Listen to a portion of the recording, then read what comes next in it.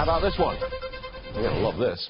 Wealthy New Yorkers say they want to pay more taxes. More than 40 millionaires asked the state for a 1% increase for what they call a plan for tax fairness. Tom Baer is with us, Democrat strategist. Welcome, Tom. Welcome back. Thank you very much, Stuart. So, what do you make of this? Rich people in New York say, tax me, pay some more. Well, I think it's dead on arrival. Thank you.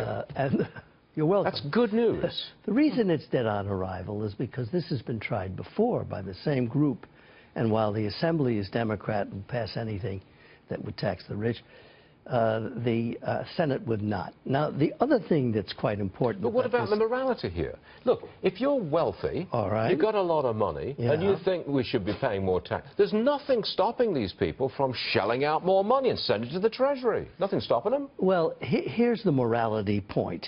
There is no assurance that if more money goes to the state of New York, that it's going to be used for the public good.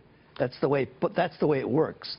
If these people want to contribute, and they should, as you said, to the public good, let them give to hospitals, schools, other organizations, orchestras that really need the money, where you get a donor agreement, a written agreement, binding whoever the donee is. What's wrong with that? What's wrong with that? Nothing So wrong.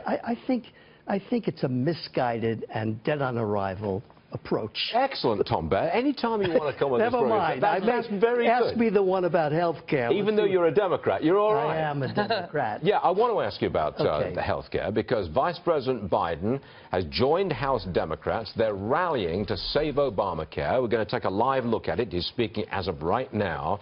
This is an interesting move, galvanizing the Democrats, get them all together. What do you think Democrats should do on Obamacare? Essentially nothing in the House, because this is a situation in which the Republicans are teeing up a major problem. The bill, as amended, with this, that, and the other, is what I would call an ugly stew or an ugly child. So you think the Democrats should just allow the Republicans to pass their change and get on with it? Well, it's going to happen anyway, you know, and there's no reason to do anything other than posture.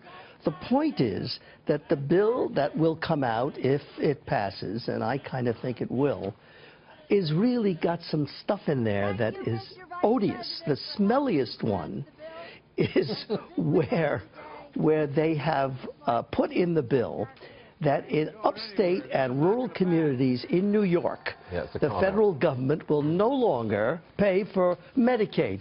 That's going to be paid for by the state, another unfunded mandate. So that kind of stuff, even if it results in a passage, we're going to go to dead on arrival. That same phrase in the Senate. But that's exactly the kind of horse trading that we saw before Obamacare was passed all those years ago. I mean, I'll give you this to vote yes, I'll give you that to vote no. That's how it works. Well, the difference is that there are no private bills anymore, but there are things that the president, who's working hard to get this done, can do. But, Stuart, remember this. Once this ugly child, comes out of the House, in which the Democrats have almost nothing to say, let's face it.